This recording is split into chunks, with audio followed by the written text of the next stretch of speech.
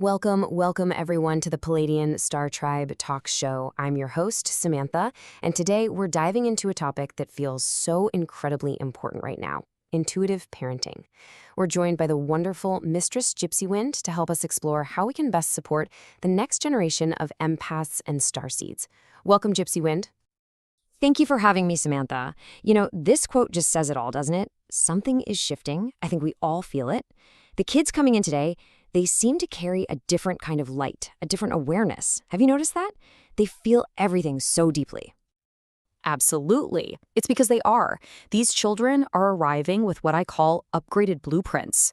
They are these incredible souls, empaths, starseeds, old souls who are literally here to help raise the vibration of the planet.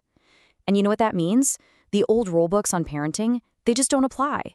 This is about listening, not controlling. It's a whole new game. So let's start with the first group you mentioned, the empaths. You call them heart mirrors, which is such a beautiful term. What does that mean for a parent who might be raising one? It means they are emotional translators for the collective. An empath child doesn't just feel their own sadness, they feel the sadness in the room, the anxiety from the news, the unspoken feelings between their parents. They absorb it all, and if they don't know what to do with that energy, it can look like overwhelm, anxiety, or meltdowns for seemingly no reason.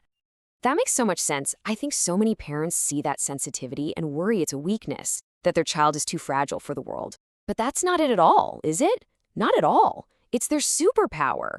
Their sensitivity is an advanced form of consciousness. Our job isn't to toughen them up. It's to teach them how to work with their gift, how to see it as the incredible strength it truly is. So how do we do that? We can start by creating energetically safe spaces for them to recharge, like a little cozy corner with soft blankets where they can just be. We can also teach them simple grounding techniques like putting your bare feet on the earth or just taking a few deep breaths. And, art is huge for them. Drawing, music, writing. It gives all that emotional energy a place to go. Exactly. You have to remember these children are the tuning forks of humanity. Their whole being resonates with the world around them. They're here to show us where the healing is needed, both in our families and in the world. That's so powerful. Now, what about the other group, the starseeds? I hear from parents whose kids talk about other planets, about home being somewhere in the stars. It can be a little bewildering for them. Oh, the starseeds, my cosmic rememberers. These are souls who've had lifetimes on other star systems in higher dimensions. They come to Earth to help with our collective ascension. So when they talk about friends made of light or cities in the sky, it's not just imagination. It's a memory fragment. They're remembering home. Wow. So for a parent hearing this for the first time, how can they support their child without feeling confused or even a little scared themselves? How do you navigate that? The most important thing is gentle validation. You don't have to pretend you see the light beings too, but you can listen to their stories with an open heart. Acknowledge their reality without dismissing it.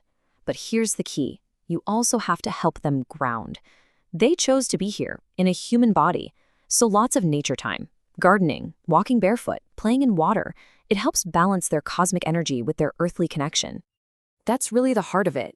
Starseed children came here to anchor incredible light, but they need us, their parents, to teach them how to enjoy being human, how to feel safe in their bodies and connected to this beautiful planet. This all seems to point toward a totally new way of looking at parenting. It's not about having all the answers, but about being on a journey with them. So many of us were raised in a paradigm where discipline came first, and listening, well, maybe later. It was very top-down. Right, that's the old way. But these children, they don't respond to fear or control. They awaken through love and connection. Parenting them is less about molding them and more about co-creating with them. It's like walking beside another soul and discovering who they already are. They are here to teach us just as much as we are here to guide them. It's a huge shift. I remember I used to be in that control mode with my own son. It was always do this, do that. And one day I just stopped and I asked him, honey, what does your soul feel like doing right now? And everything changed. The power struggles just melted away. It became a partnership. I love that. So let's talk about some practical things. What are some simple tools parents can use to build that kind of connection every day? Okay, I have a few favorites. We can start with something I call an energy check-in. Then there's chakra color play, grounding rituals, water blessings, and keeping a dream journal. They sound mystical, but they're all super simple and fun. Let's start with the energy check-in. It's so easy. Instead of the usual, how is school, try asking, how's your energy today? Or what does your heart feel like? This simple switch invites them to tune into their inner world and gives them the language to talk about their feelings on a much deeper level. The others are just as easy. Chakra color play is just letting them pick colors to draw with that match their mood. A grounding ritual can be as simple as lighting a candle and breathing together for a minute. Water blessings? Just encourage them to whisper something they're grateful for into their water before they drink it. And a dream journal is a beautiful way to honor their inner wisdom. See? It's all about making the spiritual, playful, and accessible. I might start doing some of these myself. As we start to wrap up, Gypsywind, what is one final message you would want to leave with the parents listening? Of course. It's a little practice, actually. Tonight, after your child is asleep, I want you to just quietly go into their room and gently just place your hand over their heart. And just whisper these words to them. You are safe. You are loved. And you came here on purpose. Really feel it as you say it. Let that truth anchor into their soul. And then, this is the most important part. Before you go to sleep, do the same thing for yourself. Put your hand on your own heart and give yourself that same blessing.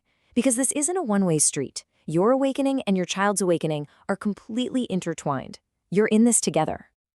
It really changes the question, doesn't it? It's not just, how am I raising this child? It becomes, are we learning together? Are we remembering together? When we see it that way, parenting becomes this sacred, shared journey of growth. And there is nothing more beautiful than that.